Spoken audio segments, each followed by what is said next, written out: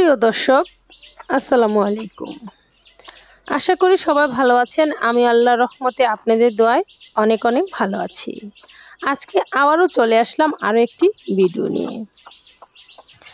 আজকের ভিডিওতে আমি দেখাবো আমাদের কয়টা হাঁসের বাচ্চা ফুটেছে আর কি হাঁসের বাচ্চা, সব কিছু এই ভিডিওতে থাকবে। প্রথম থেকে শেষ পর্যন্ত ভিডিওটা দেখতে থাকুন।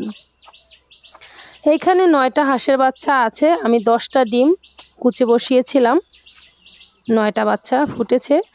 আর এই বাচ্চাগুলো হচ্ছে রানী হাঁসের বাচ্চা। মোট কথা এই বাচ্চাগুলো কিন্তু ফোটার পর অনেক সুন্দর লাগে দেখতে, আর বড় হলে একদম সাদা হয়। আমার কিন্তু আগেও রানী হাঁসের বাচ্চা ফুটেছে আর হাঁসগুলো অনেক বড় হয়ে গেছে। আলহামদুলিল্লাহ, বাচ্চাগুলো দেখতে অনেক সুন্দর লাগছে। আপনাদের কাছে কেমন লাগে অবশ্যই কমেন্টে জানাবেন। প্রিয় দর্শক, চলুন জেনে নেওয়া যাক বাচ্চাগুলো কিভাবে যত্ন নিলে বাচ্চাগুলো ভালো থাকবে, সুস্থ থাকবে এবং কি দূরত্ব বড় হবে, সেই বিষয়ে এখন আলোচনা করব। বাচ্চাগুলো ফুটেছে মে মাসের 2 তারিখে। আজকে হচ্ছে মে মাসের 11 তারিখ, আর 11 তারিখে আমি ভিডিওটা রেডি করছি। আজকে কিন্তু ইউটিউবে আপলোড করব। আশা করি ভিডিওটা সবাই দেখবেন, মোটামুটি উপকারে আসবে।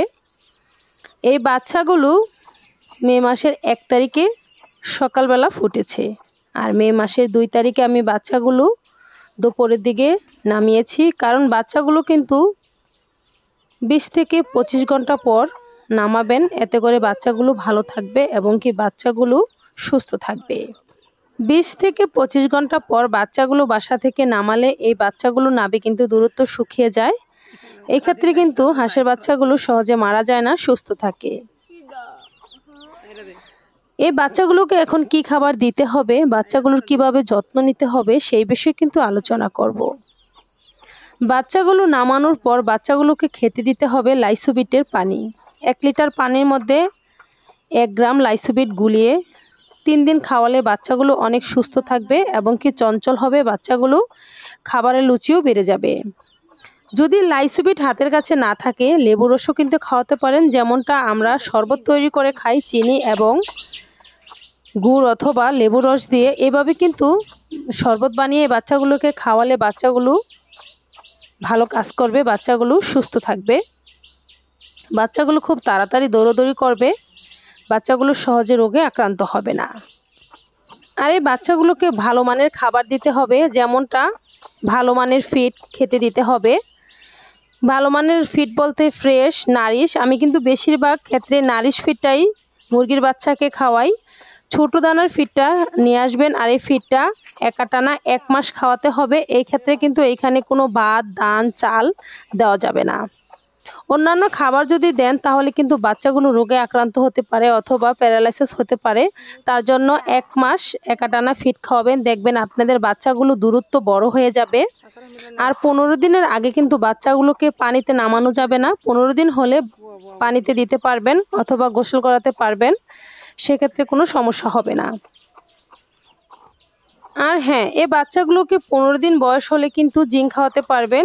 3 থেকে 4 দিন জিঙ্ক খাওয়াবেন, শুধু একবেলা। এতে করে কিন্তু বাচ্চাগুলো খুব তাড়াতাড়ি বড় হবে এবং কি পালকগুলো দেখতে অনেক সুন্দর দেখা যাবে।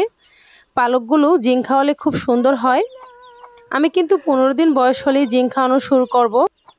যে মুরগি দিয়ে আমি বাচ্চাগুলো ফুটিয়েছিলাম, এই মুরগিটাকে একদিন রাত্রের বেলা এদের সাথে রেখে দিয়েছিলাম, আর বাকি দিনগুলো কিন্তু মুরগিটাকে আমি আলাদা করে রাখি। রাত্রের বেলা আর দিনের বেলা খাঁচার আশেপাশে মুরগিটা থাকে। কারণ আমি 15 দিনের আগে কিন্তু বাচ্চাগুলো ছাড়বো না, খাঁচার ভিতরেই বন্দি করে রাখবো, তারপরে আমি ছেড়ে দিব।